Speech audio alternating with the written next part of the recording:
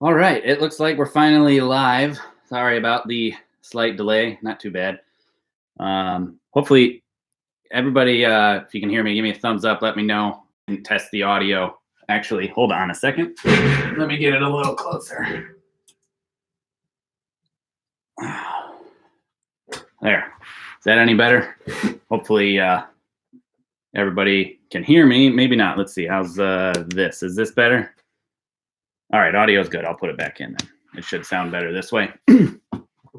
Excellent. Thank you.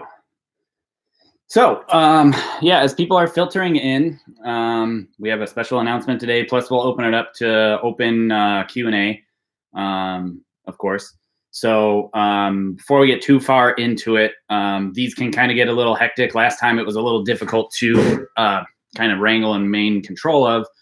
So if you have a really important question, don't be afraid to use the super chat function, because it'll prominently pop up here and I can't miss your question. I absolutely will answer it and address it. I just wanted to say that before we get too far into it, because it can be a little nuts. And I'll do my best to answer as many questions over the, a decent amount of time, as long as there's still questions flooding in. But yeah, essentially the announcement today, obviously, according to the thumbnail, as you can imagine, we are now announcing the pre-sale for Training for Archery. We are not Training for Archery. That's the other book, the one back here that my wife and I wrote. No, Tuning for Performance. I've done this many times as I was recording. It is currently available at my website, jkaminsky.com. It is Tuning for Performance. Basically, what's in the book is a whole lot of information. I've covered a whole bunch of it already in this the tuning series.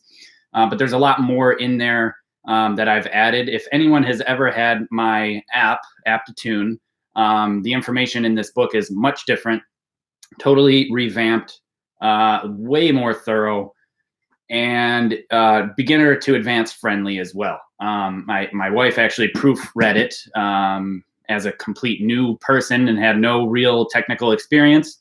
So she went through it and kind of said, hey, you need to expand on this or explain on this some more, because I have no idea what you're talking about. So I definitely have her to thank to make sure that this book was as good as it could be, because it's just something different, something different. I really wanted to make sure that everybody could understand from top to bottom, beginner to advanced, and really benefit from it. So there's a lot of information there for win style bows, Hoyt style bows. So you can adjust, the adjustment where you can just screw it back and forth to the older Hoyt system with the shims, walk back tuning, center shot, nodes, arrow building, fletching selection, you name it. So anyway, during the pre-sale, any pre-sale book will for sure be signed. I will sign the books and they will be mailed off. That includes international as well. And now would be a good opportunity, if you haven't yet, the training or the Training for Archery book that my wife and I wrote is also available on the website. If you add that to your pre-order of Tuning for Performance, they will both come signed, even if you're international. Both books are $24.99. Yeah, so anyway, it's exciting. Been a long time coming. Something that I've been wanting to do is update tuning information and get it out there for the masses, because as you know, there's a lot of misinformation out there. I will warn you that just like these videos, the information in the book is very clear-cut and dry. There is no fluff. It is just the information on how to set up your recurve bow. There isn't anything. I see a question from Henning asking anything to do with tuning Barebow. Not yet. Not specifically Barebow. There is a lot of information in there as far as arrow selection. Obviously, it's a little different for Barebow. Limb alignments, some walkback tunings, nothing super specific for Barebow. I will be, once I put more time behind a Barebow and I can spend the time to do like a walkback, do arrow selection, that type of stuff with my Barebow, then I will definitely update and have some sort of either a pamphlet or, I'll just do like a second edition and have Barebow as an added section. Excuse me. Sorry, I have carbonated water here. So yeah, anyway, there will be Barebow stuff eventually, just not quite yet. So super exciting though. And yeah. Good. It looks like Rai has training for archery already. Yeah, definitely everybody's looking forward to this. I've been honestly pretty shocked at how much feedback and everything that this channel has gotten, because of the information that's putting out there. And, I didn't really realize how few and far between the information is, So it's interesting. It's really interesting to see how many people have really reached out and said that it's made a difference for them. So hopefully this stuff has helped. And like I said, the book itself is a lot of added information, and it's good to have around as well as to these videos. So with that being said, feel free to ask any questions about the book. That was just kind of a brief overview. Feel free to ask any other questions. How about where is everybody from? Where's everybody listening in from, and what time zone you in? Because I know it's 11:15 a.m. here in Florida on the East Coast, but I'm sure it is quite different. I see that my phone's blowing up now. Pre-orders. Thanks, guys. That's excellent. Let's see here. We got a question about, have I tried RX-7 arrows? I have not tried the RX-7 arrows. They came out after I left. There were some prototypes that came in for me that we actually use in the garden to hold up like green beans and stuff, because that's what we have. Yeah. Oh man, we got plays from all California, Massachusetts, Portugal, LA, UK, Chicago, Netherlands, Sri Lanka, Lancaster, depending on if you're from there or not. Kentucky, Orlando, Oklahoma. Excellent. Lots of places. A lot of Europe. That's why I do it in this time. Does it work for you guys over there in Europe? I know the UK is 5 hours ahead of this time, so it's like 4 p.m. So, a big viewership comes from Europe. So I figured that'd work for you guys best. Yeah, it looks like pretty much all over the place. That's excellent. Is anybody on lockdown? So special announcement in case you just are coming in. Tuning for Performance is available pre-sale on my website, jakekaminsky.com. It's the tuning book where I've taken all of the videos that I've done, plus a lot more information like arrow building, component installation, component weighing, arrow matching, vein selection, all sorts of stuff to essentially get you to shoot really good. And it's in a book form. It's $24.99 on my website, jakekaminsky.com. Actually, I'll just put the link there. So it's available right there. Yeah, $24.99. I will sign every copy that is pre-sale, and that includes international as well. So like I said, if you haven't gotten the tuning or the training for archery book, grab yourself one of those and I'll sign that for you as well. So yeah, good. I'm glad that the time frame is working out. Oh yeah, I guess it is Sunday. Happy Easter. It's a little difficult to say that it is Easter considering, everybody's kind of locked down these days. So yeah, but like I said, feel free to ask any questions, anything that you're wanting to know. Let's see here. Eric Hans has a question. Hey Jake, which Easton arrow would you recommend for the intermediate archer? That's tough. Eric, if it was up to me, I would try to spend somewhere in that $100 to $150 range. I wouldn't go much more than that. Now, if you're intermediate archer and you're going outside for the first time, buy the cheapest arrow you can buy, because without a doubt, you will break arrows. You'll miss the target. You'll hit the target stand. You'll forget to set your sight correctly. You'll hit low. You'll blow up arrows on rocks in the ground that you didn't know was there. It happens. It happens to all of us. It happened to me. So I would recommend, if it's the first time going outside, I would be cheap on the arrows, because it is definitely it's gonna happen. Things are gonna blow up. It's just part of the game. So, and like I said, once these questions start flowing in, don't hesitate to try the what is it, pad out or whatever. It'll pop up in front of me, and I can really see it, because as this gets going, the feed just spins and I can't keep up with the questions. So I'm not avoiding anybody's questions if they don't pop up. So anyway, got Denmark looking forward to the book. That's awesome. Luke has a question. He's struggling to get his release smooth and relaxed. Have I got any tips and training plans to improve this? That depends. Smooth and relaxed is an interesting question.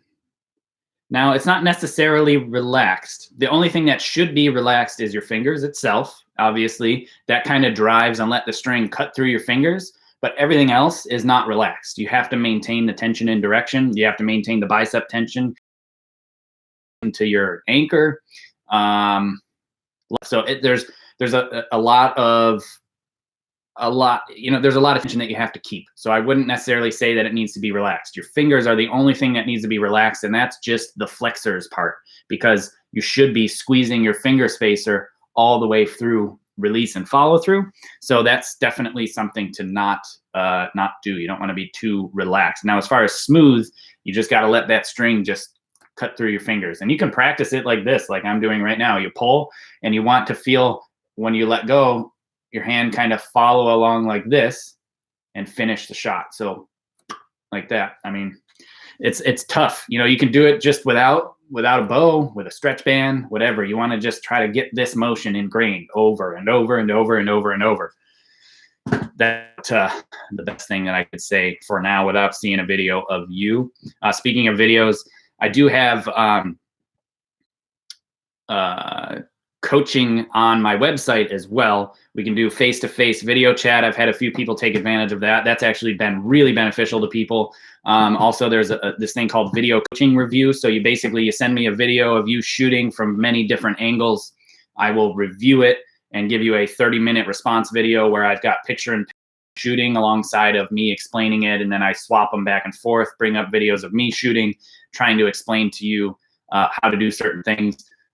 So there's that option if you're in a different time zone as well. So anyway, let's see here.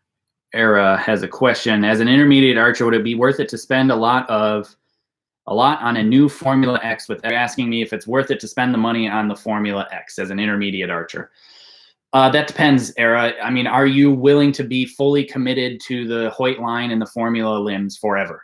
If you are, and you don't see any need to not shoot Hoyt, then go for it. If you are considering going to another company using a different style of limb, something like that, consider picking up a good ILF riser. Could be used or whatever. It's just you're really limited with the Hoyt limbs on the Formula riser, obviously. It really limits you in many ways. But if you're willing to commit to it, I don't see anything wrong with that. But in some of my videos, I believe I've talked about this. Yeah, I did in the Get Motivated one about, use this time that is now to your advantage if you're on lockdown. That an honest archer makes a good archer. So if you're honest with yourself and you don't think that you need form technical tuning work or training plan work or something along those lines, and you have the disposable income, get yourself the best equipment you can afford. But if you're lagging anywhere else, I would invest in that first. I think that's definitely going to pay off. I assume if you have F7 limbs already, that means you already have some sort of a Formula-based riser. Nothing wrong with any of them out there. If you've got a Formula RX, keep that. The HPX behind me is not a bad bow. I've got the Prodigy up there too, not a bad bow either. I mean, they don't make bad bows. You just gotta decide what's worth it and what's not. So anyway, So yeah, if you just joined now, the announcement was Tuning for Performance. The tuning book that I've been working on is currently available for pre-sale on my website, jkaminski.com, and I will be signing every copy that comes in on pre-sale. Ship date, I haven't said yet. We're looking for a May, right? What month is it? Is it April? Yeah, a May 1st ship date, barring any delays from the publisher. So there is a slight delay coming in for that. But we should be just fine. So we're shooting for May 1st, barring any delays, which I don't think we'll have anyhow. All right, we got our first super chat from Paul with Barebow. Higher anchor, thoughts on draw arm aligned with arrow. With arm too high, poorer back tension. Can I demonstrate? Yes. So thanks, Paul, by the way, for the live chat, the super chat. It helps this channel out. I can continue to do these things for free for everybody, and I genuinely appreciate the support. So as far as high anchor, actually, look at this. I got a stretch band handy. I'm assuming your draw arm aligned with arrow. I'm assuming you mean your upper arm. If please throw in an extra comment if I'm not following you correctly. But I'm assuming if you have the higher anchor, and I'm going to do the canine tooth, just like a lot of people have suggested, because I assume you're up here. I'm assuming you mean this portion align. Yeah, okay, so you said yes. So if this is in line with the arrow, definitely I can't feel back tension. But if I drop it like this, I definitely feel more in my back. One thing that I would be very cautious of with that high anchor is impingement. This is something that my wife and I have been really talking about lately, to come up with a video to really address impingement issues in the shoulder, because a lot of people have these issues, and she's shooting barebow for the first time with me, pretty much shooting archery for the first time with me with a recurve style bow. And I was trying to help her get into position and stuff. And she winced when I put her in, what I thought was ideal positioning. And according to how I was showing her how to pull the bow back. Now, that wasn't how I pulled the bow back, but that's how I was taught to pull the bow back and get into position. And so I said, all right, screw that. Let's just do how I do it. And made a big difference. Anyway, so long story short, we're going to do something about shoulder impingement. And with this high arm here, you will also need a high elbow to facilitate that to be in line with the arrow. Whereas if you dropped your elbow a bit, you're opening this space. There's this thing in here. It's called the subacromial space.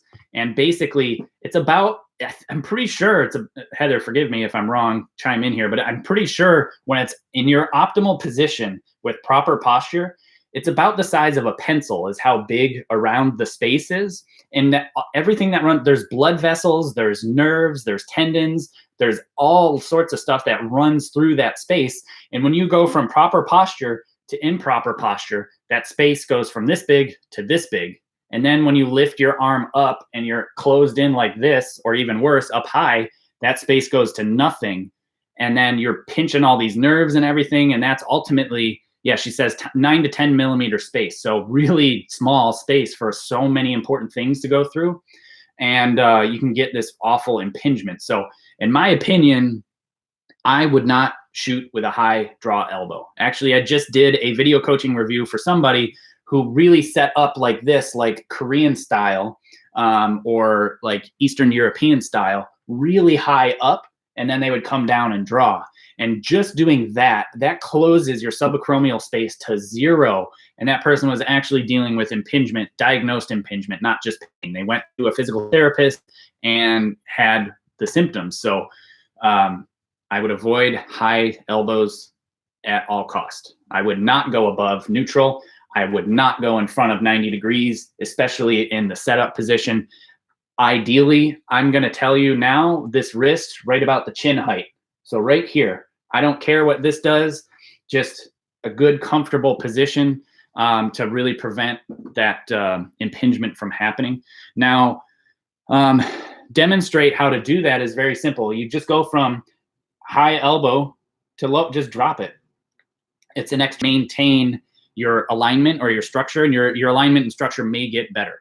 So keep that in mind. So hopefully that answers your question, Paul. If not, feel free to chime in. I'll keep an eye out for your your name because you did do the super chat. And again, like I said, I appreciate that fully. All right. Let's see. So Eric asked or said, he's thinking of going Easton Carbon 1s and Easton Eclipse indoors, not expensive and lots of shaft options. Yeah. I mean, you cannot go wrong with the Easton aluminum arrows. They are amazing. They have done it and built excellent products for forever. And you can't go wrong with what they got going on, in my opinion. You really can't go wrong. Thanks, Paul. So as far as, let's see, what did you say? You said Carbon 1s. Yeah, Carbon 1s are apparently, I think, a little bit on the higher end. I think from what somebody said, I thought they were intermediate archer, and then somebody kind of, made some weird comment saying that they weren't. But yeah, they're good happy medium. You can't go wrong with really any arrow out there. They make some good arrows these days for sure. Let's see. Lots of questions coming in. Scooter, is it necessary to use a 25-inch riser in Barebow? He's always using a 17 to 21. Everybody says my draw length. Everybody says it's wrong, and my draw length's 26. Well, Scooter Alrez, basically, I don't know enough about it. Now, as far as Barebow, Barebow is a fairly closed off class as far as options. It's not like traditional. Like if you go to shoot traditional archery in like the 3D world, a lot of people have wood risers, single piece bows, not even takedown bows. I'm pretty sure they have to use wooden arrows. They can't string walk. There's lots of stuff that they have as far as limitations go.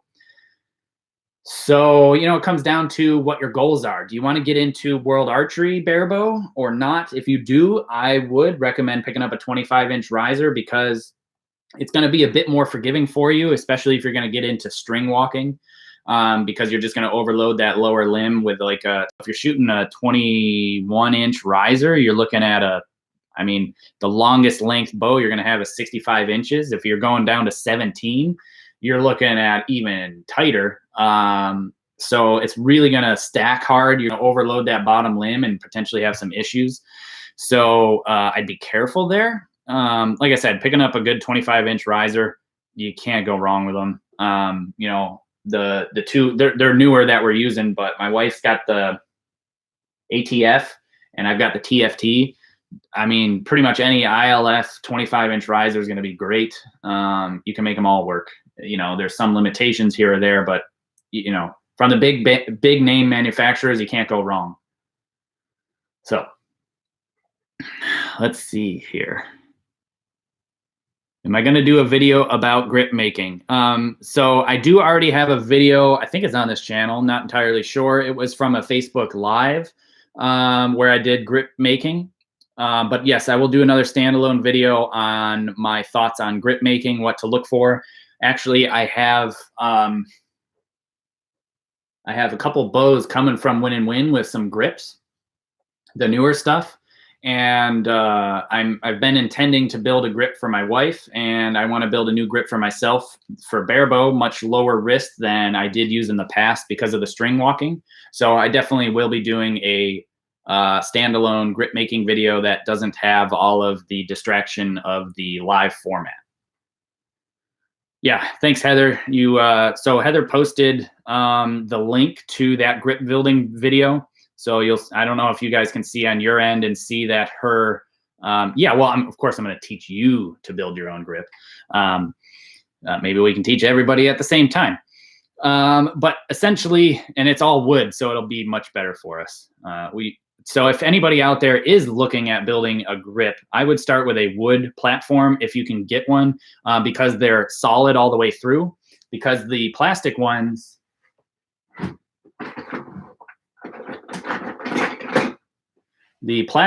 like this is just an old Hoyt matrix. In here, as you can see, there's a hollow pocket in there, and it's not solid, whereas the wood ones are fully solid on the inside. So that way you can shave them like this, or if you're really nuts, you shave it like this, and you can still shoot the grip without even putting putty on it and having to fill these cavities. So you can really get away with a lot with a wood grip. So I would highly suggest picking up a wood grip if you're going to start there. I could 3D print it. I don't have a scanner to scan these. I think you can do it with your iPhone these days, but I just haven't played with that yet. Maybe one day. Maybe one day. I've been looking at maybe teaming up with a grip maker out there and building some grips for some people, you know, the masses, grips that I like. So if anybody's knows anybody out there, put in a good word and have them reach out. Oh, before we get too far into this, I've mentioned in a couple videos recently, but I want to mention it again. Outside of these Q&A sessions like this, answering questions on any social media, including YouTube, comments on the videos it's just getting too difficult. There's too many questions, which is a good thing. It's really good to see that so many people are interested in the information that I'm putting out there, and I genuinely appreciate it, but it's getting difficult. So if you absolutely have a question that must get answered, really consider becoming a Patreon supporter, a patron. It's as cheap as $5 a month to get access to something that's called Discord, which is it's a server where everybody can talk. It's not a message board, so you can't like start a post or anything like that, but you can basically ask a question and I will respond to your question on Discord, and many of the other people within Discord are answering. So it's kind of like this nice little tight-knit community. So I would check that out if you're interested. The link to my Patreon page is on my website at jakekaminsky.com. There should be a link somewhere in there on my website. There's also apparel to check out as well. Like I said, everybody that's been supporting me, I really, really appreciate it, and thank you. It's been very impactful, and I'm lucky to have such supportive people out there. So I appreciate it. Okay, so let's see here. Oh, thanks, Heather. She put a direct link to Patreon. I appreciate that. You're doing awesome. CAD draw. Yeah, I mean, I could, Eric. I don't know. There's just a lot to it. There's a lot of internal shapes and cuts and profiles.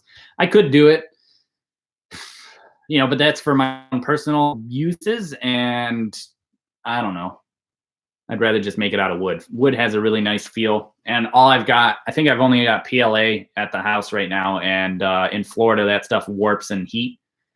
So not interested in having to rebuild it multiple times. I just haven't gotten some of the more newer stuff, and I don't really want to go with what is it, nylon or whatever, ABS. I don't want to go with ABS because I don't want to have to build an enclosure and stuff. But anyway, so Beryl's got a question about, is it preferable to squeeze the tab spacer close to the palm or from the first joints of the finger? I don't know. I don't really say that I focus on squeezing here or here. I just want to feel more contact along the whole thing. So, a regular finger spacer is, this one's old, but they're long these days. They're not just a small little spot like they were in the early days. So, I just squeeze the whole contact like that, and that's what makes the difference. So anyway, yeah, thanks, Paul. I think that the thumbs up stuff comes from the emojis in the chat because there's not an actual thumbs up button, I believe. So excellent. Thanks to everybody, by the way, who is doing the pre-orders. My phone, I get a text message every time an order comes in, and there's a few coming in, so that's awesome. I really appreciate the support. So if you're just tuning in, the book that I've been working on, Tuning for Performance, we're launching the pre-sales on jakekaminsky.com, and copies will be shipping the 1st of May. May. So that's the goal, and there's a ton of tuning information in there: arrow building, arrow selection, vein selection, stuff for win and win bows, white bows, everything, top to bottom. Great resource, no fluff, just information. beginner to advanced to intermediate, everything for everybody. I'm proud of it. So I'm glad to see so many people supporting this and excited about it. I appreciate it. And every copy sold during pre-sale will be signed, including international shipping as well. Thank you, Heather. Another direct link. That's awesome. So she just posted the direct link to the actual book, I believe. And also, if you haven't gotten the the training for archery book that Heather and I wrote, that'll also be available on the website. So that way you can get a signed copy of that if you haven't gotten one yet either. Somebody asked if the book's going to be available in PDF. No, it will not be available in PDF. The problem is, well, unless we find some sort of solution, no, because the problem is we cannot prevent it from being shared freely around the internet. It will be available on iTunes as well. So on the iTunes book platform. It won't be available on Kindle because there are too many pictures. Same thing. That's why training for archery is not available on Kindle, is because there's a lot of pictures in there. It is available on iTunes though. So, and both of them will both be available on iTunes once everything is ready to go. Obviously, you can't get a signed copy that way, but that would be one way to access it. So let's see here. Oh, Heather says you can thumbs up if you're on a computer. Cool. Cameron asked, do I still keep in contact with Brady and my own old teammates? I do from time to time. I reach out to them, especially if Brady shoots a crazy score or wins a tournament. I'll, show him some support and stuff like that because, I still my friend. As far as anybody else, all my other teammates, yeah, I reach out from time to time. We talk back and forth. Nothing about archery. Pretty much everything to do with anything and everything else in life. Archery all the time. So it's good that glass wood and carbon bamboo limbs of same poundage at 18 meters both perform the same, but will the difference magnify at further distance? Will difference in equipment magnify at longer distance? That's a question from Juan. Yes, absolutely. More differences, like the difference in equipment will become more apparent the further you are shooting, because you will really see a difference in the performance as far as speed and efficiency of the limbs go. When I say efficiency, I mean how much of that kinetic energy that is stored in the limbs while you're at full draw is transferred to that arrow and produces speed and downrange velocity. That has to do with efficiency. So, yes, you'll see a bigger difference at longer distances. Now, as far as the difference between glass wood and carbon bamboo and all that stuff, now the difference between glass and carbon, is it going to be a big difference? Now, the difference between foam and wood, or foam and bamboo, or hard rock maple and bamboo, I wouldn't say that that's a huge difference. More of the difference in my experience is the layup of the carbon, the type of carbon they use, the weave they use, the stacking they use. That is going to be far more important and different in the actual performance of the actual bow itself. So that's where you're going to see the difference. As far as the core, so just so you guys know, I don't know if you know this, but from what's been explained to me and how they build limbs, if this is the carbon layup on the limb itself, there's always two separate layers of carbon. Now, it's different in the Yucca limbs, I'm sure, because those are all carbon. I don't know how those look, and you can't see them from the outside. But for the other manufacturers that have different cores in the limbs, if this is your carbon layup like this, carbon layer on top, carbon layer on bottom, and then there is a core in the middle. So the space in the middle we'll just say is the core. This is a 20-pound limb. This is a 40-pound limb. This is a 50-pound limb. All they do to gain weight in their limbs is they space the two carbon layers apart using different thickness cores. That's how they get different limb weights. So the carbon itself doesn't change. It's how thick the core is that makes the limbs go up or down in weight. Just a fun random fact. Let's see. Wagner Chavez has a question. It looks like it's in Portuguese. Forgive me, I don't have a translator handy here. So if there's anything in a foreign language that you would like answered, Google Translate has a really good translator. Just say translate to English and paste that. And then I can do a better job at answering these questions. Yeah. So let's see. And like I said, if you want your question answered, don't be afraid to throw up a super chat. It pops it up in front of me and I can actually see it as all these things. So if it's super important, don't hesitate. And difference. So let's see here. Dan Newman's got a question. He's 16, been shooting for 5 years. His arrow length 28.5. Wondering what max weight he should really go to. If you're 16, I wouldn't say there's a max weight for any one individual person. So I would be concerned. I'd be concerned with being overbowed and hurting your form's not correct. It depends on your goals. There is no more 90 meters. So at least in the States, I'm assuming you may be in the States. But as far as, oh, Heather translated. I'll address that soon. So I wouldn't say there's a max weight. You know, Korean women get away with 40 pounds to 42 pounds, and they shoot amazing scores, and their draw length is at times shorter than 28.5 inch. You know, because we don't shoot 90 meters on the world scale anymore, I really don't think it's necessary to shoot anywhere over 45 to 46 pounds. I really don't.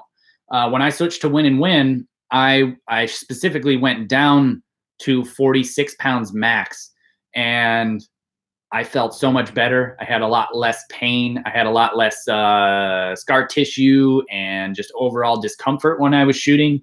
I could shoot more arrows if I chose to do so. And I didn't see any performance gain. You know, once you, and so this is a kind of not necessarily a secret, kind of is, but when you go from a 450 spine arrow, like a 450 X10 to a 410 X10, it's not that much difference in mass weight. So you'll gain performance with that higher draw weight.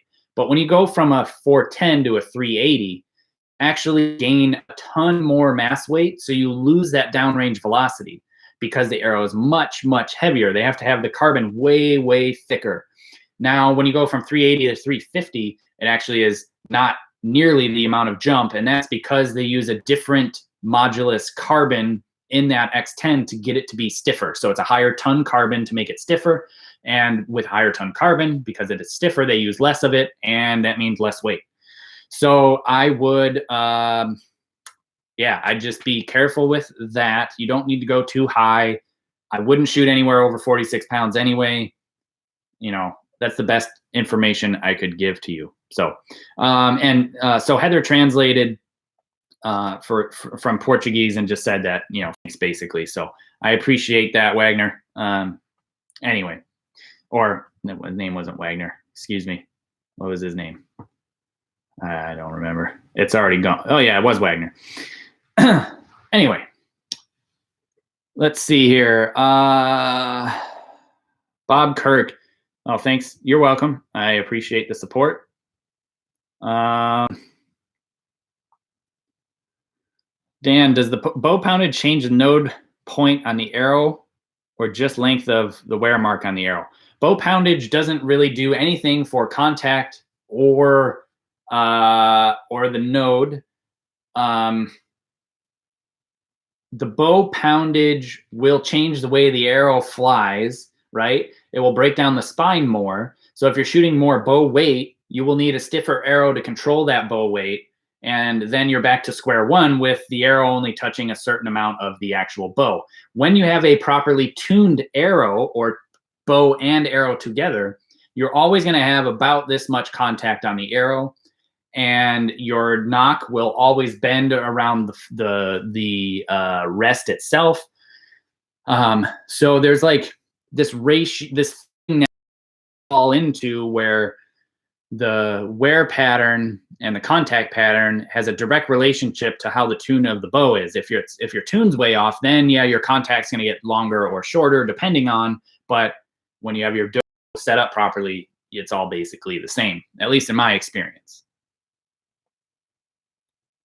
So somebody asked, are top and bottom limbs different? Sometimes they are built with tiller in mind, like they purposely make one heavier or lighter than the other. Not all the time and not consistently. So Hard to say. Each manufacturer is different. Manufacturers have changed over time. But yes, top limbs and bottom limbs are not always the same. So when you're setting your tiller, do not pay attention to how many turns in and out each limb bolt is.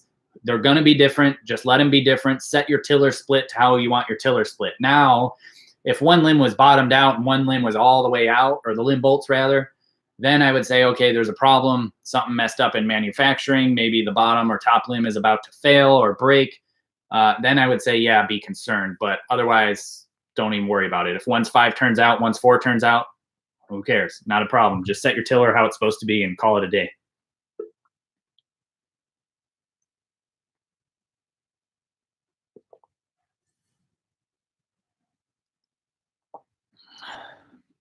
I either translated another one here from Ramiro. I said that the node must be between the 2 points of contact with the button to press the first one. You know where it was because your opening tells you, but the second, how do we? I am not quite. I'm going to assume, I'm going to translate the translation. I'm going to assume you're asking how to find the back node. And if that is true, I did a video. It's Heather, it's the tight and node finding video. It should be on the second page of the video list. And basically, so this table like this, and then I find it. And when it doesn't vibrate, there's my node. So it's in that video. It's probably about midway through, if I could yes. So that's how you find the back node. However, it's not really relevant. It's not super important. It has to do with clearance and stuff like that. But in my experience, if your bow's tuned properly, your clearance is going to be just fine, generally. Yeah. So again, if anybody is just tuning in, the announcement is that a book that I wrote for training, or tuning. I keep mixing up the two. It is Tuning for Performance. It is available on jakekaminsky.com. Pre-sales, every pre-sale is going to be signed, including international copies. Also, the Training for Archery book that my wife Heather and I wrote is available on the website too. So if you buy that and you haven't had it yet, that will be signed for you as well. Looking at May 1st ship date for those books. Thanks, Heather, on the node video. Excellent. All right. Good. Ramiro, whatever, mustard seed. Do I like 90 meters to help the 70 meter game? Yeah and no. In my opinion, 90 meters is way harder. Meters can be a good training tool for 70. I think shooting 90 meters can really start to, shooting 90 meters and being good at 90 meters requires a certain set of skills that are not necessarily applicable at 70 meters. Now, the difference is your sight means basically nothing at 90 meters. And oftentimes, people like myself, I have a relatively short peep height. So that means from my jaw to my eye. And my sight is so far down that I almost have to aim high. Like even Brady, even though he shot 50 pounds, he had to aim high at 90 meters because his peep height is so small that he had to aim at the top of the bail or at the 6 ring high at worst, or at best, in order to reach 90 meters. So I'd shoot 80 as more of a training for 70. That's my opinion.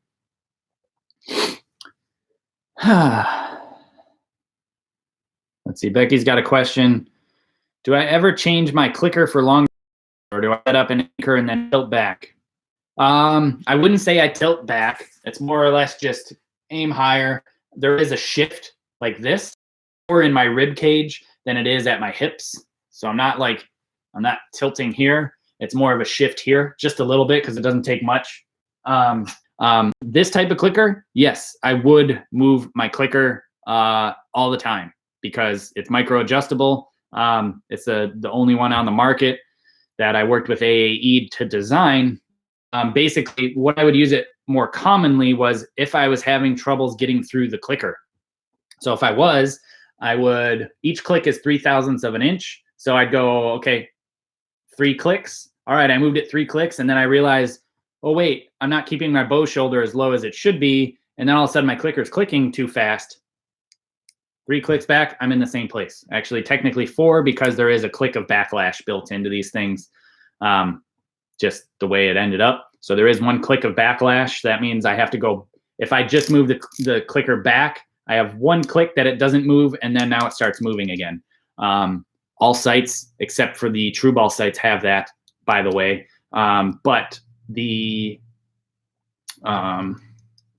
anyway, this is what I would use this for, because when you go from this style clicker and you're like, oh, I need to move it. Oops, I moved it. I don't know where my last spot was. Good luck. Happens all the time. This thing didn't ever have that issue. So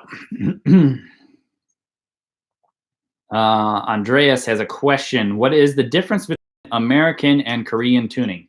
American tuning, we're free. We can do whatever we want. There is no requirements. Korean tuning is you will shoot X10s. You will shoot biter outknocks. You will shoot fast flight. It will be 20 strands.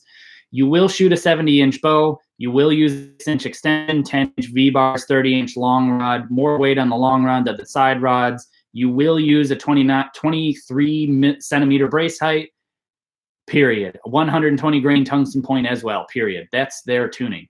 You know, it's very strict, very regimented, very limited. Very few people will go outside of those bounds. The only one that really does is Ojin Heck, but he does basically anything he wants all the time, and he's good. And because he's good, they have no control over him, and he does what he wants. That's the Korean tuning style. In my experience, now I'm not speaking because I have heard this. I am speaking because I have talked to Coach Lee, talked to them, and they are very, very limited as far as what they can do, because, you know, they say, well, everybody's done this, all this testing, all these previous world champions, Olympic champions use this, so that's what I'm going to use. I mean, kind of hard to argue with as far as that goes, but times change, new technology comes out and exists, so there is time to adjust and test and tune and play, and, you know, things change. And that's what we do here in the US. That's why I can give you all this information, because I've asked all these people, all the experts that designed all this equipment, what makes it better? What makes it work better? What is not working for it? How to use and manipulate my equipment to make me a better shooter, not just what should I do? Why? And then I can put together and add and change my own stuff. So yeah, that's my opinion, and at least what I've seen. So like I said, don't be afraid to throw out questions here, and I'm going to do my best to keep up with them. As a beginner, what setup would you suggest for a woman approaching 50? Rosetta, I would go with an ILF, International Limb Fitting Bow. So that's like a win-and-win, or the Hoyts, like I forget, the Epic used to be the last one. I don't know if it still is. Basically, it's a limb like this. It's a standard dimension from the dovetail, which is here, where the limb bolt is. That is called the International Limb Fit, this dimension. The Hoyt formula, like this one behind me, it took this and moved it down. Or maybe it made this longer. I think it made this longer. So that limb won't work in that riser, and that limb won't work in that riser. Those limbs are everywhere. Those risers are everywhere. Those limbs and risers are only from Hoyt and have only come out within the last few years. I'd go with that.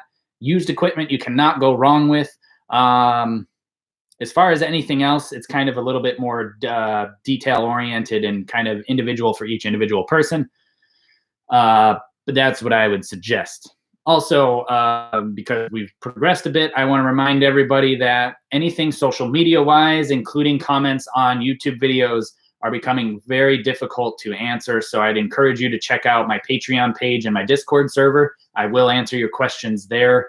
You know, it's just kind of flooded in, and I appreciate everybody's support and questions, because apparently there is a bit of trust out there, which I appreciate. It's just become so difficult to manage, and focusing on the people that make this channel possible is really what I'm driving for, and I appreciate it. So I have a question though. For those of you out there who have pre-ordered the book and are still watching, why don't you throw like a thumbs up or some sort of something out there? Thank you, Heather, for the link to Patreon. Let's see. I don't know what that, oh, anyway. So yeah, let me know if anybody out there's done pre-sales. They're still flooding in. I see a new person just became a Patreon member, a patron. So I appreciate everybody's love and support. All right, we got a thumbs up from Dan. Excellent. Okay, so David McDowell's got a question. Lancaster Archery or Lancaster Archery, depending on where you're from, told me that I should go down one group from T8 to T9. Kind of impossible for me to answer, David, without actually knowing, sorry about the noise, without actually knowing your draw length and without actually knowing, not draw length, arrow length and your draw weight.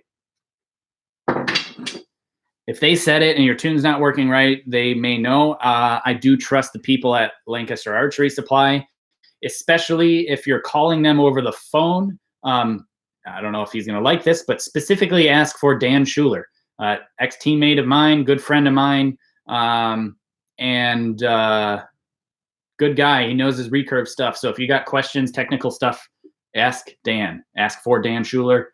He knows his stuff and will not steer you wrong. So that's what I can say about that. Good. We got a couple thumbs up, getting the books and stuff. That's excellent. I appreciate everybody's support. And I can't wait to get you guys copies. Can't wait to have mine too. We haven't ordered a pre-copy yet. It's coming. MCE has a question. How to determine the length of arrow for Barebow? That is difficult to say. Because from what I understand, there are many influencing factors from point on aiming to tune, the arrow weight. There's a lot of factors involved, especially if you're string walking. So it's tough because a lot of people want their point on to be, and by point on, I mean no crawl, to be at the furthest distance they will be shooting. Within reason, of course. Now, this doesn't apply for NFAA field, but for FIDA or World Archery field, they want their point on to be at 50 meters, so they just slide their tab up and touch it because that's the furthest target they're going to shoot. When you shoot uphill and downhill, you cut off, you never add yardage. So 50 is the longest you're ever going to shoot anything for. So they try to get that set up that way. Now they change their bow, their draw weight, and their arrow weight to try to get that point on as close to 50 as possible. And then they string walk from there. So it's a pretty difficult question and pretty involved and a bit difficult to answer without really going into super details. So let's see here. I see people answering everybody else's questions in here. That's awesome. Don't be afraid to chime in and give your opinion on certain things. That's excellent. Let's see. Czar has a question. From Indonesia, 11 years old, 130 centimeters tall, draw lengths 21.2. What bow size should he use or they use? I mean, you're really young. You're going to grow.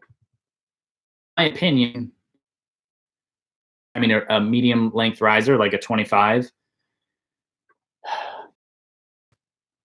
I think that what I would do if you were serious about shooting and wanted to continue shooting for a long time and had high goals, high aspirations, I would buy yourself a 25-inch riser or a 23-inch riser, both ILF. A few places make the 23s, like I'm pretty sure Win and Win does, and they make some decent youth style bows. Some of the old Hoyt Horizons, or something like that. I can't remember the name of the bow, but they make some shorter risers that are good. I would get those. Try to stay with an ILF because you're going to be pretty limited for limbs if you don't. And like I said, best thing you can do is just get really quality used equipment. Really no replacement for that. It's money well spent when you do that. Let's see, Ivan, just like nowadays, do I drill heavier week on repeat from periodization to our cycle like there's an upcoming tournament soon? So Ivan, even in my off season, I was not just hammering in arrows. I still used periodization. I ramped up and down in a 4-week cycle and just did the 4-week cycle, repeat. And the reason that I do that is, well, there's two reasons. One, it keeps everything fresh and exciting. you have workload and recovery load, which is extremely important. Recovery is as important as training is. If you're not recovering properly, you're not going to see the benefits of training. Also, if you are doing the periodization correctly and you're keeping track of everything you're doing, not only how you feel. If too many days in a row where you're like, I'm too stiff, it takes me forever to warm up, I have no motivation, I can't get out of bed, I hurt a lot. You have too many days of that in a row, that means you're training too hard, so you got to back it down. You've gone over what capacity is for whatever reason, or you're not actually recovering like you should be. So outside of that, I would just be doing periodization as normal, 4-week cycles until the foreseeable future. Make sure that you're interjecting 4 and 3-week cycles into it to see which one is the benefit, because your peak delay from the 4-week cycle might be different from the 3-week cycle. For me, it wasn't. So, when I first started this, I did a 4-week cycle and then I did a 3-week cycle. I tracked scores and compared everything. And luckily, right about that 5-day window is when my delay was from the heavy workload. So that's what I would suggest. Stick to it and don't just shoot 300 arrows a day. Still vary your training, even during the off season. Keeps things fresh, and it's an opportunity to learn more about how you compete and how you perform. What do I think about pins? Are they useful or not? Philip, yes, 100%. I like and need a pin inside of my ring. I do not use just a pin because that covers up the target. I use a ring and look through the ring as well to focus on the target. But a pin itself is a great reference for vertical reference as well as aiming off, and extremely important. Rai or Riri says he ordered the new book, or they ordered the new book. Awesome. Appreciate it. Thank you.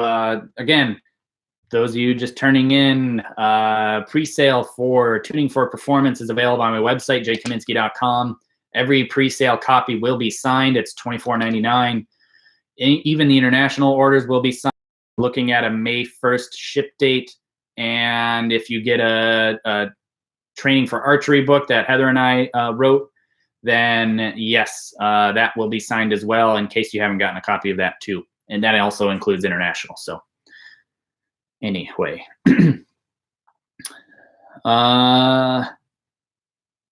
Oh, good. Heather's answering them too. Excellent.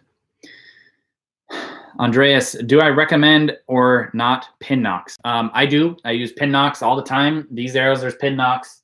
Actually, the recurve RZs that I've been shooting with Barebow are pin knocks as well. I like the protection that it offers the arrows. I do like the accuracy of them. I do not really like, Heather just posted the link to the new book, so if anybody's interested, grab a copy. That'd be great. I don't like the overknocks, and the reason is because they don't fit well. You got to use either Teflon or a plastic bag to get them to fit snugly. I don't like the idea of that. And if you so much as sneeze on the knocks, the arrow's split in two. So, I can tell you for sure, going to pin knocks, I saved dozens of arrows a year. There's nothing worse than building a good set of arrows and then Robin Hooding 3 of them, and you're like, well, now I don't have any extra arrows. Time to build a new set. So a lot more, especially if you're buying arrows, I'd use pin knocks. Way more affordable that way, for sure. So Chris has an important question. One of my favorite questions. What is arrow FOC and how important is it? So FOC, if this is an arrow, has a point in it. FOC is your balance point. It's your front of center. So my FOC on this arrow, it's right about there. Now, FOC is the percentage of center. So how far off is this balance point compared to the center of the actual arrow? And then there's a percentage there of how many percent it is of center. And Jay Bars gave me the best answer when I asked him this question. He laughed, and I'm not going to say the full term, but it's effing overcomplicated. Don't pay attention to it. Don't worry about it. Not important.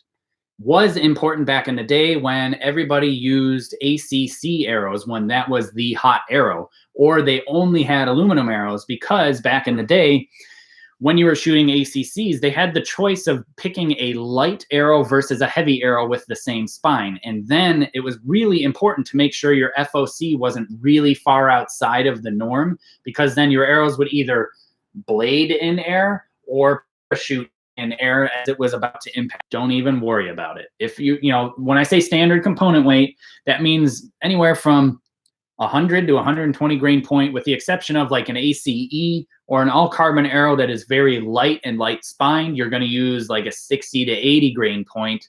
But you know, it's really not that there's not a ton of options out there anymore. So I don't find it to be super critical.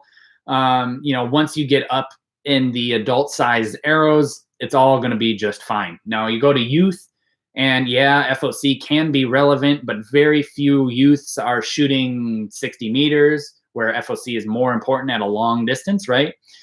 Because you're worried about the downrange trajectory and how the arrow is actually flying.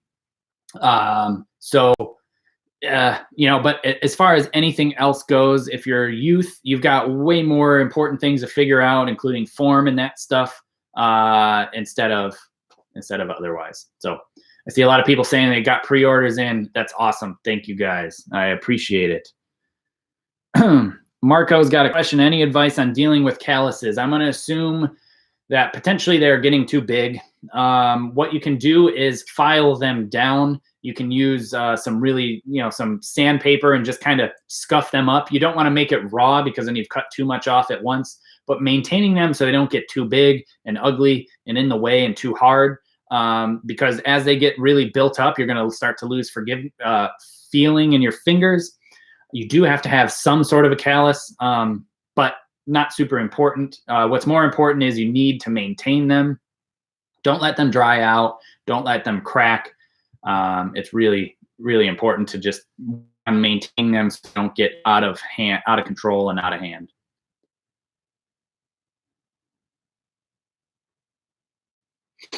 So MCE's got, I know though you're busy channel and busy with Barebow, it'd be nice if I made a YouTube movie of this, because he just started shooting Barebow next to shooting recurve. Yeah, I need to do more Barebow footage and things like that. They seem to be very popular. I just haven't gotten around to it. Haven't shot a whole lot lately. Been pretty strict social distancing and locked, and getting comfortable with our kids in school, because now for the first time ever, they're doing school at home on computers. So there's been an adjustment period. So there will be in the future some more Barebow footage, more Barebow thoughts, Barebow form, tuning, everything. It's a work in progress. I appreciate everybody's patience on that. We're getting there though. Leonidas asks about the FOC, good for youth. You mean for juniors under 10? I mean, so anything that you're going to need a spine over 1,000 is where you're going to really probably should pay attention to FOC, in my opinion, because once you get to those really high spine deflections, or those really weak arrows, is where they're very light, and where if you put a 120 grain point in a 1,500 spine arrow, it'll do fine at 18 meters, but if you went to 30, I think it'd start to have performance. So you might want to pay attention to that, but we'll see. Is it difficult to send a book to Holland or the Netherlands? I don't think so. It should be pretty standard. Yeah, Heather just said we had issues shipping internationally. The main holdup for shipping internationally was we had to manually fill out a customs form for every order. The post office had to verify it. They had to sign it and stamp it. But we found a new service that essentially I create the shipment. It gets mailed to Miami, and then they process all of the customs forms, and then everything gets shipped off. So yeah, all international orders should be pretty straightforward. If we do have an issue, we will still get you a book. It just may not be a signed copy potentially. We'll let you know though. If we have any issue, we'll let you know. And worst comes to worst, we'll refund your book fully, and you can grab it through Amazon or iTunes. So no matter if it takes, we'll say worst case scenario, there was a month delay and we didn't ship till June 1st, which I don't think is going to happen, and I really don't want to happen. But I'm just saying, even if it's a very long time frame, we will, if we cannot ship your book and you can get it elsewhere, we will refund 100% of your order. No question, no problem, no issue. We will refund them. So if we have an issue, we'll let you know, we'll reach out to you, but we should not have any issues at all. Excellent. More orders being placed. Great. Andreas asked, does he have to pay any taxes to get books to Cyprus? I don't know. That could be up to your individual local jurisdictions and how import taxes work. Worst comes to worst, I think I'll just declare the value of the book to be $10. So you'll have to pay potentially import taxes on a $10 product.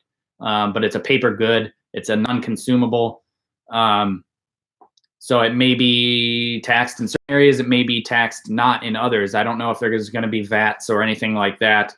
I know that some places do that with equipment. I really don't know.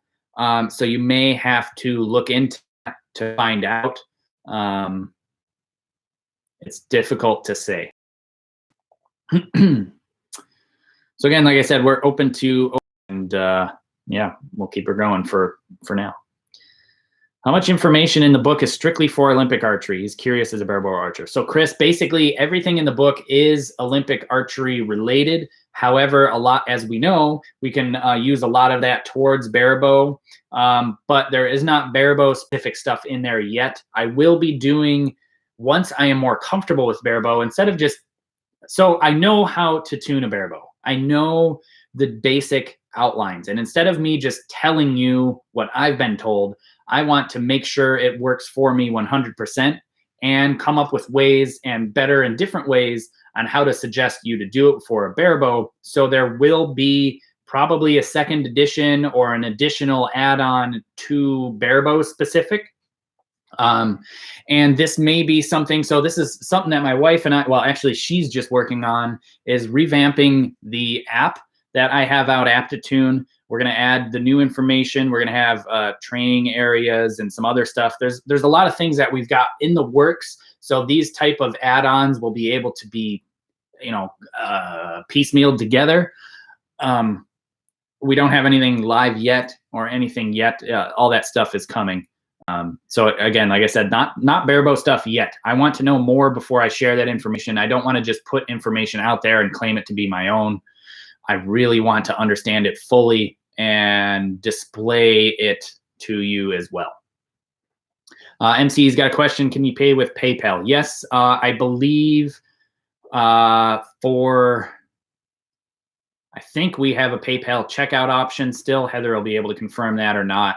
I'm pretty sure there's a PayPal checkout option through that. So that way you can pay with PayPal funds. It is a secure website. It's HTTPS, so it's secure. So when you pay with your credit card, it's secured in. So Heather said, yes, you can. So Chris Davies got a question. Finger sling, wrist string, or bow sling? Depends on your style of shooting. If you're going to shoot Olympic style recurve, finger sling, especially if you're going to do this motion. If you're not, I loved the wrist string. Actually, I went out to the training center with a wrist string. I just liked the freedom of it to be able to do whatever I wanted with my hands. Same thing with barebow. I'm not using a finger sling with barebow. I don't need one. I don't think anybody needs a finger sling as long as you display the proper knowledge of how to shoot a bow properly. Clearly, Victor Ruban won the 2008 Olympics without a finger sling, so obviously it works. Now, what do I like best? I like a bow sling on my hunting bow and my compound setup. That's for sure. Would I put one on my barebow? Potentially. But because of where my weight is, that would probably not count because the weight wouldn't be directly mounted to the riser. So that's probably a problem. Although you could modify the weight to make that part of your bow sling or tie it through a hole in the riser. It's up to you. Not really specific. So great. Yeah, people are chiming in. Heather put a link up as well where you can find the books. and everything else. Yeah, it's cheaper through us than it is Amazon. Obviously there is shipping, but it still ends up being cheaper most of the time, unless you're international and you have some sort of arrangement there. But yeah, so like I said, feel free to comment in, and like I said, consider checking out apparel. There should be a ticker down below. I cannot thank the person enough that helped with the designs of these shirts. They are amazing. I couldn't have done any of these. It would have taken me so long to come up with these designs and the I am branding, which, by the way, I still need to do a video about the I am to explain what it means. But yeah, represent Barebow. Let's see here. Can a 500 spine arrow work for 28-pound limbs? Anthony, that really depends on the draw length. I'm going to say probably not, unless you're shooting 33-inch arrows, if I had to guess. But I'm going to guess not. So Prem is asking, what is the anchor point? It depends. Anchor point in recurve is down here. Anchor point in Barebow is going to be up higher. Mine, I hook this on the back of my jaw. Heather, if you wouldn't mind, throw a thanks for putting a link up of the apparel at Teespring. But Heather, if you wouldn't mind putting a link up on the anchor video. There's 2 of them. You can just put the most recent one up for Prem here to check out. Make sure you can see that. But yeah, Anthony, a 500 spine won't work for 28-pound limbs at 30 inches. Now that depends. 28-pound limbs does not mean how much weight you're holding. If you had a 30-inch draw length and your 28-pound limbs were maxed out, I'm going to guess your draw weight is going to be in the 33 to 35-pound range. So it's possible, because a 29-inch arrow at 40 pounds, it's not going to be right. You're going to need somewhere in the 600 to 650 range would be what I would say, because a 40-pound bow at 29 inches is where you need a 500 to 550 spine. So I would just check the Easton arrow chart. Heather, if you wouldn't mind also grabbing the link on spine selection and throwing it up here for Anthony. Or Anthony, you can check that video out if you haven't. It's how to select the proper arrow spine. It's really simple. All you got to do is figure out your draw weight and your arrow length, not your draw length, your arrow length, and your draw weight, not the limb weight. Big difference. Thank you, Heather. You're doing awesome. I appreciate your help.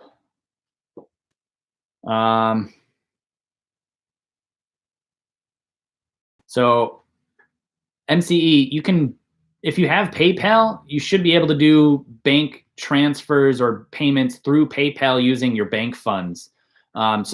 Or if you have a debit card, you can just use it as a credit card through the website. It's all the same and processes the same, unless you have some sort of fee with your bank, which may be the case outside of, the normal, at least outside of what we're used to here in the States. Thanks, Heather. I appreciate it. So Joel's got a question or an issue. Having problems lifting my bow without a high bow shoulder and setting the barrel of the gun. Are there any work I can do or things I can note of? So Joel, have you seen the video where I talk about, I think it's set up position, moving from set to setup, how it's independent of your shoulders. They're not connected. You don't have to lift your arm. You have to lift your shoulder once you get past a certain area because of range of motion limitations. For me, I have a relatively low range of motion, so I have to start lifting my shoulder up once my arm goes really much above parallel to the ground. So as far as training goes, standing in front of a mirror and learning how to lift your arm independent of your shoulder is going to be really important. You can just sit here and I can watch myself on this camera and just lift my arm instead of my shoulder. But if I feel or see my shoulder lift up as I'm lifting my arm, I know I'm not doing a good job. Thanks, Heather. Excellent. You're on top of stuff. Let's see. Was there any other questions I missed here? Nathan Brown, am I finding that my hook is different with Barebow than Olympic recurve? He's shooting a fixed crawl on my recurve and seems to have more tension on his middle finger than his index. Nathan, during the video where I specifically talk about hook, and that's all the way back in set, I'm assuming you've seen it, and it's basically, I say specifically, this is what I feel at set position down here at brace height. When I'm at full draw, it feels much different. And I adjust my tiller to change how I feel pressure on my fingers. Now, because you feel most pressure on your middle finger, I'm not going to say that that's wrong at all. Now, if you wanted to get more into your back and have more back tension, potentially more alignment, more index finger curl or pressure could give you a bit more feeling in your back. Now, that doesn't necessarily mean adjusting so you feel more pressure on your finger. What I'm saying is if you have this type of hook like this, I would say curl your index finger more along with that middle finger, and you're going to have more back tension with more index finger curl because this has more of a direct connection, whereas this is more connected to the biceps, in my opinion.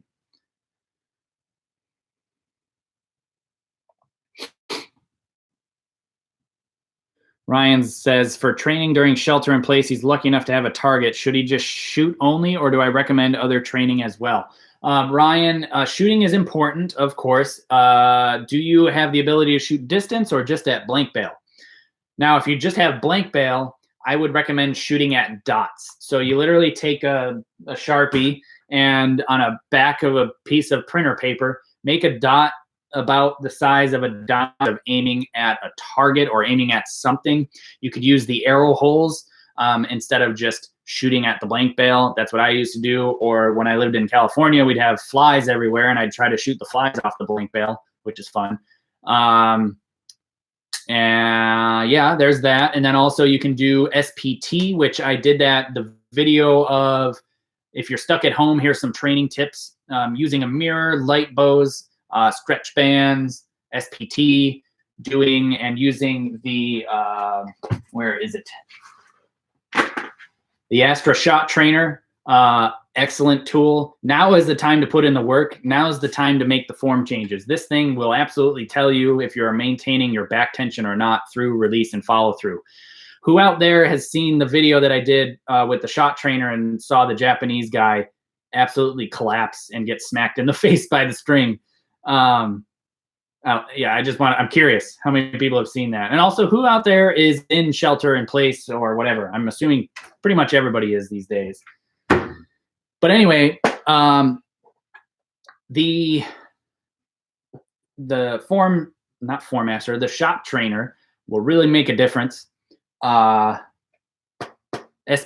will get you stronger, especially power and strength, but also flexibility is really good on a recovery day. The Shot Trainer is available on my website too, so keep an eye out for that. Awesome. Heather's on top of it. So we've never had issues going to the Dutch there, MCE. No issues at all. Yeah. So a lot of people have seen the video and are in quarantine. Yeah, it's so the Shot Trainer is a really good thing to use at the beginning of the day and potentially at the end of the day. But we at the training center used to, for almost a year straight, we all got used to using that and shot a full dozen arrows with the Shot Trainer before we shot any arrows for the day. It really was very beneficial, in my opinion, especially when you're first learning the method and making sure you're maintaining that back tension through release and follow through. Let's see here. Phil, when bear shaft tuning, I can move the bear shaft relative to the fletch arrows by adjusting the plunger tension. The tension remains in the middle. How do I know which pounded tension is correct? The tension remains in the middle. So it's difficult to say. So during the fine tuning video, I specifically talk about how I do my fine tuning to make the best groups possible, not necessarily the best tune or the best arrow flight as possible. So because I'm focused on the group and not the tuning, I'm not really interested in my plunger tension or where it is until the tuning is done. Excuse me. And once I'm done, then I will check the tension and write that down, and then I will start with that tension when I am setting up my new bow, and use and only change my bow weight to manipulate the tune. I like adjusting my bow weight. It is very simple, and I find that the plunger tension can adjust your tune. However, you can also gain more points with better grouping with the plunger tension that you can do with bow weight, but it is not as fine. You can't get as close to being perfect as with the plunger tension, in my opinion. So I always leave the plunger tension to be adjusted for fine tuning only, unless I'm using some crazy radical setup, or I am working on tuning somebody's bow who has a completely wrong spined arrow, and I'm just trying to make it better for them so they can compete with it next weekend. That's my answer.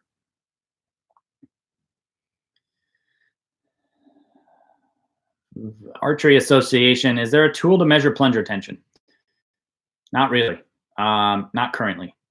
Basically, the best way you could do is just use your reference. If you've got an adjustable one, like a micro adjust, like the AAE or the biter plunger, you can see the actual markings. There's a 5 for the middle or not, and you can actually write down what your plunger tension is. You can also, and I did a plunger video on putting the two plunger tips together and pushing them against each other. So if you could figure that out and make them the same.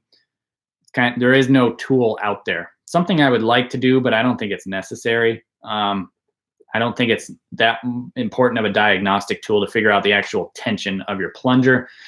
If there was enough excitement about that, I may consider working with somebody to design something along those lines. But let's see here. Ryan, I think it's just a bicep measurement as far as the size for the shot trainer. I use the regular size and don't have any issue with it. So unless you're a big person, the size fits most is going to work for 80 to 90% of people, in my opinion. Do you just have a stick-on rest? At high levels, yes. If you're using more traditional style shooting, oftentimes you can't use a plunger. There is a spot for plungers, but because of like how some of these bows, this like Samick Sage is made, this is your center shot basically. If you put a plunger in the plunger hole, it's going to move your arrow so far outside of center that you no longer have a center shot. But if you're using an ILF style riser, or you're using anything that is competition based, yes, I would use a plunger. It is necessary. You will gain points from using one, even if it's just a cheap one.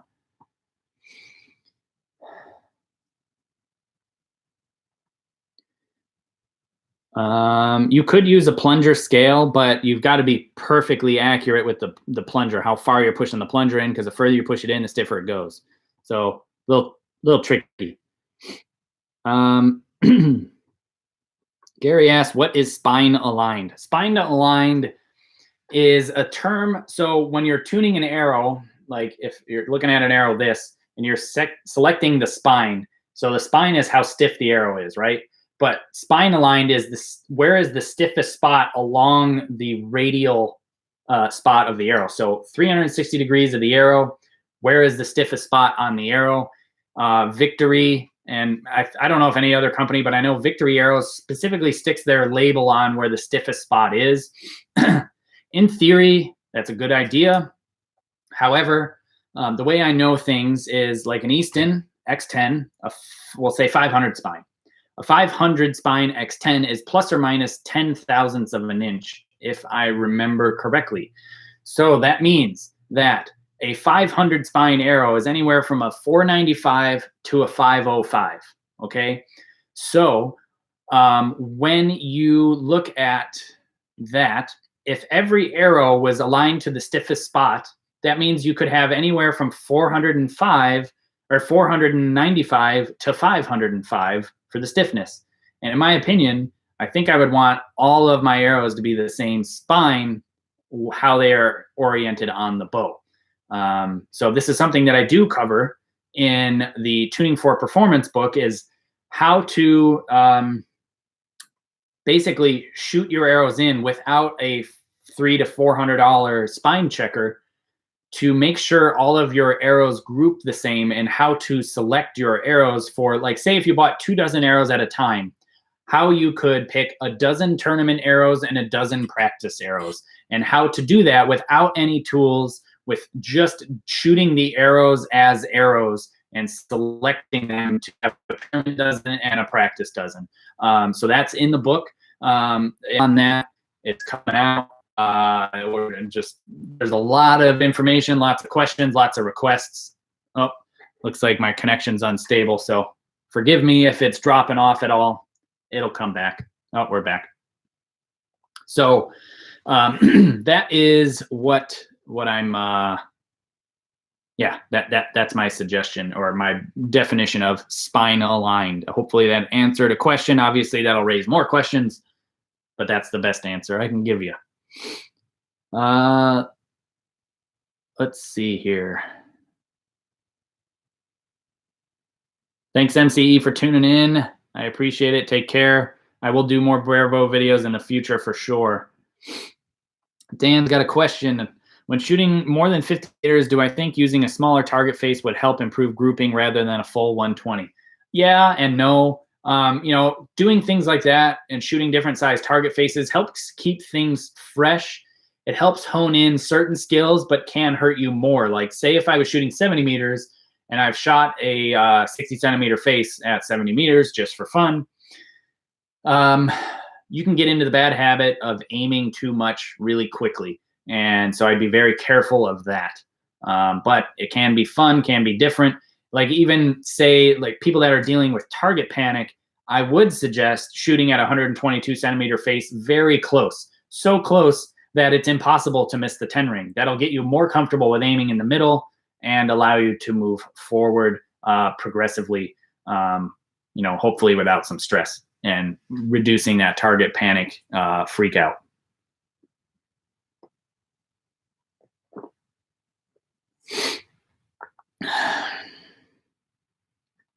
So Phil, that is exactly correct. Start with your plunger somewhere in the middle with a medium spring, adjust everything else, then fine tune your tension after that. That's definitely what I would do. Matt's got a question. Bow shoulder pain in the upper trap when raising the bow through expansion. So the pain starts when you raise the bow and the pain continues through expansion, or you're raising your bow shoulder through expansion? If you're raising your bow shoulder through expansion, all of that should be done before expansion happens. All of that should be happening before loading even happens. And how do you keep a low front end? In the setup position, the setup video, I think I talk about setting the bow shoulder. I'll do a standalone video because I still have questions all the time on setting your bow shoulder properly. So essentially all I do is I reach with my wrist towards the target and it automatically puts my shoulder in the optimal position. If I had a high bow shoulder, you can see that my arm moves back, and simply reaching forward puts it in the back in the optimal position. So you got to do that at the top of setup position. Reach towards the target as you're rotating and pulling through. Lukeman's got a question. Why did I shoot a higher grip during my earlier career and then it looks lower towards the end of my career? Pretty much a simple answer of, I thought things were more important for consistency to have the higher wrist grip, because in theory, higher wrist grips are more forgiving. However, they are a whole lot more difficult to keep your bow shoulder down in the optimal position. So I found that keeping my bow shoulder in the optimal position and being able to push in a specific manner is a much more important factor than the gain than you will get from having a higher wrist grip. So to answer this question a little bit more in depth, a higher wrist grip compared to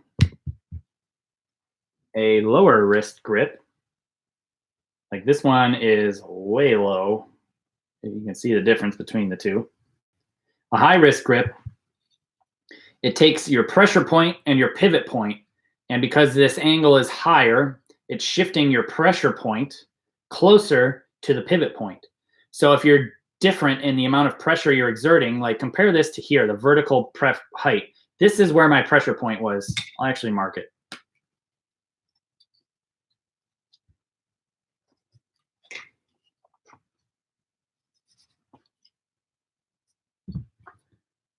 So if you look at the grips like this,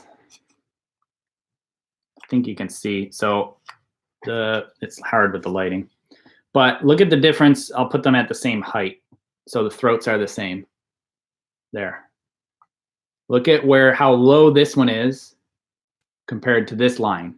Because these two lines move closer together, the pressure point and the pivot point, closer they are together, any difference in your pressure should, in theory, exert less difference in pressure onto the bow. It should be more accurate or more forgiving. But I guarantee higher shoulder or higher wrist grip like this is way harder to keep your shoulder down. So I found this to be much more important. I actually modeled this off of a compound grip. That's why it's so thin. It's the same width as a regular compound grip, and it's the same exact angle as a compound grip because I like pushing like I don't have a hand. I actually shot this for quite a while. I shot really well with it. It was pretty punishing to my hand and the meat of my hand, having fit, because I was shooting 50 pounds at the time, and having it shooting right there in such a narrow area. I had almost a bruise basically permanently. Every day it would be super tender after I was shooting, but I shot well with it and I liked it. And yes, thank you everyone for tuning in. Thank you everyone for pre-orders, for the super chats, for being patrons, for buying apparel, for doing everything to support me and this YouTube channel. Honestly, this whole, lockdown, everything, and this channel couldn't have come at a better time. My wife is a massage therapist, and under strict orders for lockdown, she's not allowed to practice. And this is supporting our family and helping us through these times. So everyone that has bought the books, everybody who has supported Patreon, everybody who has bought apparel, everybody who has, just supported one way or another, shared the videos, anything that you have done, I, full-heartedly appreciate and thank everyone, because we would be, in Gainesville, where we're at, we just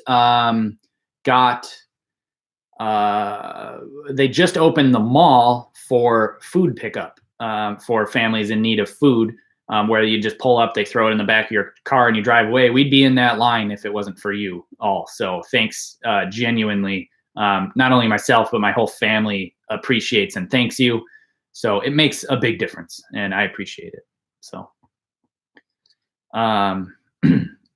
do I get a lot of massages? Yes and no. I mean, we massage each other. So anyway, Andreas got a question. I see this question come up a lot. How do I feel that the newest risers can't take the stealth shots? Well, honestly, they stopped making the stealth shots. So obviously they would remove the provisions for it. So Red Snake says it buys everything from Amazon instead of going through the YouTube link. Yeah, that helps. We still get royalties from the sales on Amazon for our books. It does help. There is a reason that they're higher priced than where we're at, because we're on sale, technically. And yeah, I got a lot of massages when I competed. But now that I don't, I'm not in as much pain. So life exists much easier without shooting. But the stealth shots,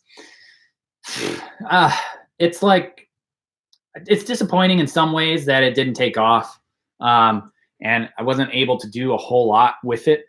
And ultimately why I stopped using them had to do with, well, 1, them failing, 2, them not making them anymore, and 3, the risers not being designed for them anymore. So those were the 3 issues. So what is a stealth shot? Somebody's asking. Let's see.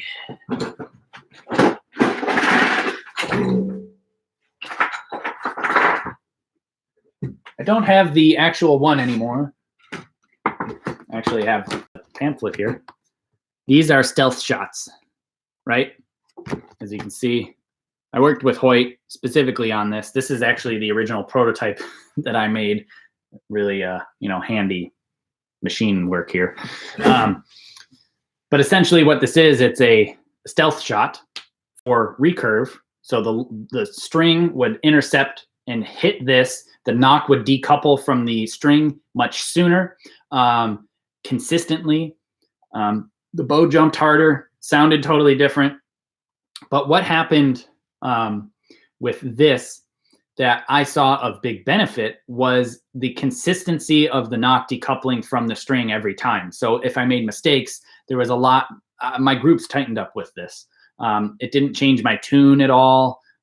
It really just, and actually when I went to Easton, while I was at Hoyt working on these designs, I shot through the Easton chronograph, which measures to pretty sure it measures to 1,000th of a foot per second. Crazy level of detail. And without them, I actually saw a much larger variance in arrow speeds without the stealth shot. Once I shot the stealth shot, my arrow speeds were way more consistent by 50% or more. So I thought that was a huge benefit. Due to marketing and implementation and how everything worked, it failed. Could have done better if I had the opportunity. Just due to politics, I wasn't able to do more with it, unfortunately. So that's what a stealth shot is, and they stopped making them for many reasons. Hoyt never did a stealth shot ILF riser. No, they did not. Mostly because there was no bushing in the top to mount this to. You needed two. They needed to be also equidistant from the knocking point to be consistent. So that's definitely part of it there. So Josh asks, and many people have asked, I'll just answer it now. What is the meaning of I am? So, and I'll do another video for this as well, but I am essentially a quick rundown. So 2006, I made my first and only junior world team because I was about to turn senior after that. I had been shooting the best I had ever shot in my life, like world champion, junior world champion contender at that time. I was shooting really well, very high scores, and moved out to the training center. I was told I would not be able to, I was told they would not be changing my form before going to junior world championships. Now, I moved out there in October, I believe, and about 40 days later, I was flying to Mexico for the Junior World Championships. And a week before we left, everything changed. I went down there with the same riser and the same sight bar. Everything else, different limbs, different string, different stabilizers, different sight pin, different plunge form, everything was destroyed. I shot the worst score I'd ever shot in my entire life. I mean, embarrassing. I barely made the cut, shot awful. So very disappointing. However, I knew I was there for a reason. I was there to make the Olympic team. I wasn't there because I was going to Junior World Championships. But after then, my scores just were garbage for years. And what I really needed was a pick-me-up, a motivation to make it through what I was doing. And so I am, and this used to be a period. Skin moves a lot on your hands, and that's why a lot of tattoo artists won't do hands or feet, because the skin moves and changes. And I knew what it would look like in the future. And I said, I need this anyway. I put it underneath my grip because we all check our grip placement, our hand placement in the grip before every single shot, right? So I am period is an affirmation. It's a statement, right? It's not I want to be or I will be, right? So if people say I want to go to the Olympics, well, so, according to visualization practices, you are what you are attempting to be, right? So if you say I want to go to the Olympics, you're imprinting on your subconscious mind, I want to go to the Olympics. You're not imprinting you are an Olympian, right? So if you're not imprinting you are an Olympian, it may not happen. You may just continue to want to be an Olympian for forever. So you have to change your mindset into believing that you already are, I am, period, a powerful affirmation, a powerful statement that allows your subconscious to believe on a deep level that you already are. You have arrived. And then there is no worry, no stress, no whatever about the actual process. You have to commit to believing that you are, maintain the process, and allow things to happen. It's very freeing. Put it on my hand because I had still been shooting the worst scores I had ever shot in my life for years, and saw no light at the end of the tunnel other than I was there for a reason and I wanted to accomplish something. So I am is an affirmation. It is a statement. It is an owning of one's desires and one's goals. So I am Barebow is representing you as the shooter, or I am ready. Some of the designs that are out on the apparel, I am is definitely my thing for sure. And it's a powerful statement to represent your goals and aspirations and things like that. So that's kind of a quick rundown of what I am is for me.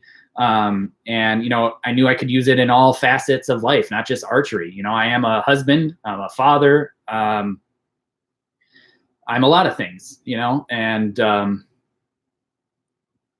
it's powerful, and it can be powerful if you use it right.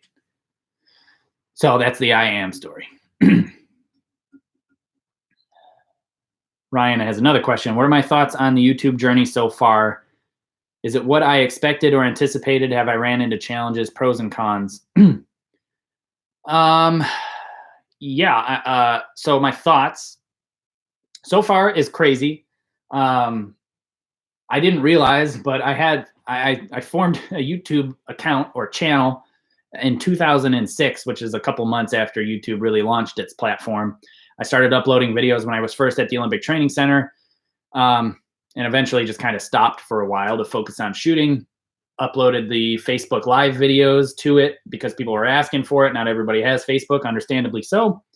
And kind of myself included. As a side note to your question, pros and cons, things can get a bit overwhelming and distracting. So I've basically cut social media out of my life. So another reason that I'm not answering the questions on those places is because it's overwhelming. And again, focusing on the things that are actually important and the things that make a difference in my life. And one of those is Patreon among family and things like that, obviously family first, but it's been overwhelming in a positive way, actually. I thought there was going to be some apprehension, some kickback, some things like that. It's gone well. In other ways, I do have a lack of patience that I always struggle with. I know what I want, and I want it yesterday.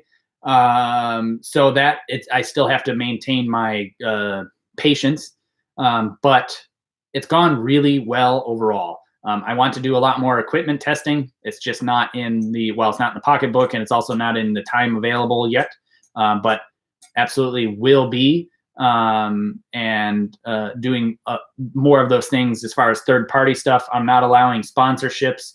I do still have relationships with companies and like AAE. Like they treated me like family, genuinely like family. And I love the family of AAE and the Fishers, let alone the products they make. Everything's made, designed, built, finished in-house in the USA, which is great. I'm a very prideful American. And and they give me opportunities to work on equipment with them. So of course I'm still gonna push their stuff, but I want to put forward data to back why I push things. Like I can prove it to you with my arrows and how little wear there is and the weight of the plunger stem and the gold plunger that I helped design with them. Anyway, I don't mean to get sidetracked. But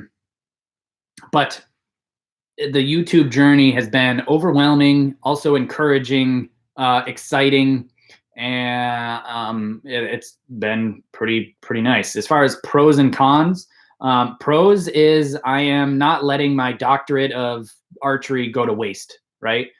I spent enough time, effort, and energy into learning this information and studying it deeply that not doing anything with it was such a waste. It's like going and getting your doctorate and just walking away from whatever discipline that you got it in and not using it to get a job or anything, you know? So in a way, it's very fulfilling to not let it go to waste. It's very fulfilling to share it because there is no information out there, or if the information is out there, it's so muddied with no backing, let alone no skill. You know, people can say stuff, but it's like, have you done it? And usually it's no. Not to be disrespectful by any means, because I am humble. I haven't engineered stuff to certain levels, but I have a picture in my brain and I can communicate it with the engineers to actually make it work. Because I can understand some of it and I know my place, but I like sharing the information because there's not enough of it out there, and clearly it's making a difference in people's lives. And that's great. As far as cons, takes time. That's okay. And I've refocused where I want to be now, and it's much better. Yeah, there's not too many cons. You know, I think so far so good. Everything's doing well, and I appreciate everybody's support for sure. Cool. So a few people saying fantastic. They're wondering now they're more comfortable getting shirts and stuff. Yeah, it's an interesting story. I needed to share it earlier. And you know, it means a lot, and I think it's very impactful and can be used for everybody. You know, just owning the type of shooter you are or the type of person you are is impactful. It means a lot. So let's see. Well, I think questions are starting to peter out, so if there's not too many last minute questions, we'll end it soon. Ryan says he watches literally all the archery YouTubers on a regular basis, and in his opinion, I'm the best, hands down. Yeah, well, thank you. I appreciate that support. I really try to put everything forward in a really well thought out way. I'm getting much better now with the videos. I create a storyboard before every one, so I don't forget what I want to talk about. And if you've noticed, a lot of them have not necessarily more information, but they're a bit more compact, right? There's not as much monotony or drawn out, right? And the reason is, before it was just kind of streaming consciousness to get the information back out there. And, you know, a lot of people will say, hey, you speak too fast, either a different language or there's too much information. You got to slow down. It's like, I'm excited about what I'm telling you guys. So it's really hard for me to slow down. It's really hard for my mouth to keep up with my brain because there is so much information in there. So the best I can say is try to slow the video down, because there is an option where you can play it at different speeds or just watch it again. Because if I slowed it down, I guarantee my excitement for it would not come through and it would be boring. So I apologize to anyone out there that I speak too fast for. I can understand why there's this difficulty, but it's just, I can't keep up with my thoughts. And if I don't keep up with it, I will not give you the information that I should be giving you. Also, if anybody out there is interested, and I haven't asked this yet, I've had a couple of offers, but all of my videos, if you have the ability to translate them, there are functions in YouTube that you can translate them to your native language or another language you're familiar with. And it will really help the people in your community if they can see the subtitles in the language that they choose. So even, you know, if you can't afford a book, you can't afford a shirt, you can't do anything else, or, you know, you don't feel like sharing the information, you could translate it. And that would make a difference, not just for me, but it'll make a difference for the archery community. It's another way for you to give back and to perpetuate this information forward, because we need it in the sport of archery. The sport of archery needs more in-depth information and less red tape. It doesn't need to be behind a paywall. You know, it can be available for free and it can be better, but it starts with one person. It starts with anyone and everyone that wants to perpetuate this moving forward. So if you have the ability and you have the time, consider translating a couple of the videos. Just go by and find the ones that are most popular. You don't have to do this Facebook Lives. Those are just ignore those. Do the most recent ones or whatever. I would appreciate it, and I know people out there would appreciate it too. So let's see if there's any random questions here. Ahmed asks if I'm interested to have a talk here in Southeast Asia region, Malaysia. Yeah, I mean, I would love to do a seminar anywhere. My wife and I would love to go anywhere and anywhere and everywhere to do seminars. She does a lot of strength type plans, training type plans, stability plans for people. Makes a big difference. So she's my partner in crime as far as that's concerned. So that makes a big difference. But yeah, we're interested in anywhere and everywhere, especially if there's interest and excitement. And once everything blows over and we can go back to normalcy, absolutely. Yeah, Cyprus, I don't matter. Like, we'd love to go everywhere. That's part of the benefit of doing these things, is we get to see the world too. And we want to build in some time to see and actually experience the places we are in. Because, this is something that many people don't understand. When I competed, there was no time for fun. It was all business. You can't go and see the state, the city, the country. You don't get to really experience much. You're in and out because there's always a tournament before and after. So you got to get home, got to get your laundry cleaned and out back on the road again. There was no time to enjoy and experience and explore anything. So I want to take that opportunity now, and doing these seminars and stuff like that make a big difference. So anyway, thanks, Heather, for throwing up all the links and stuff. You're doing a good job. Yeah, that bow behind me, that's actually the London bow. The Rio bow is up there. Which finger tab did I use? The AAE Gold, the brass one with the brass palm plate and the brass finger spacer. Great, thanks, Ahmed. Will I be participating in barebow tournaments? Maybe one day. I just want to have fun at this point. Not really I'm not interested right now. In the future, potentially.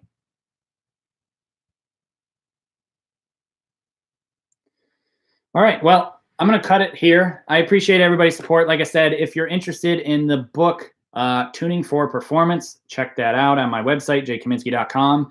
The other book, Training for Archery, that my wife Heather and I wrote, is also available there. Any of those two books that are bought during pre-sales will be signed, will be shipped, including international shipping. They are $24.99 each on sale. They will be available on Amazon eventually, but those copies will not be signed. Don't hesitate to check out some of the apparel through Teespring. The link's on the website, jkaminski.com as well. Patreon page, check out coaching. I do Google Hangouts for coaching. I also do a video coaching review. So basically you send me a video, a bunch of different views of you shooting. I give you a 30-minute response video, help you with anything you want, form, tuning, training, doesn't matter, pain, yeah. Any questions or whatever. Basically, the best way to get your questions answered besides these lives is to become a Patreon supporter or become a patron and join the Discord server where I will answer your questions. Everything else has just become too overwhelming and too many questions, difficult to focus on, and I really want to stay narrowed focus-wise. So thank you, everyone, for the support. Thanks for those that have already pre-ordered copies. And like I said, May 1st is the ideal ship date we are launching for. Thanks for everybody's love and support and everything. It means a whole lot, and we both appreciate it, and it is helping us through these difficult times. And everybody else out there, I hope you are safe. I hope your family and loved ones are safe as well. And yeah, let's continue to work through this together as a society. It's a small sacrifice for each person, but it's going to be a big benefit for everybody as a whole. So everybody do your job. Everybody else will appreciate it. Keep up the good work, and take care. Let's see here.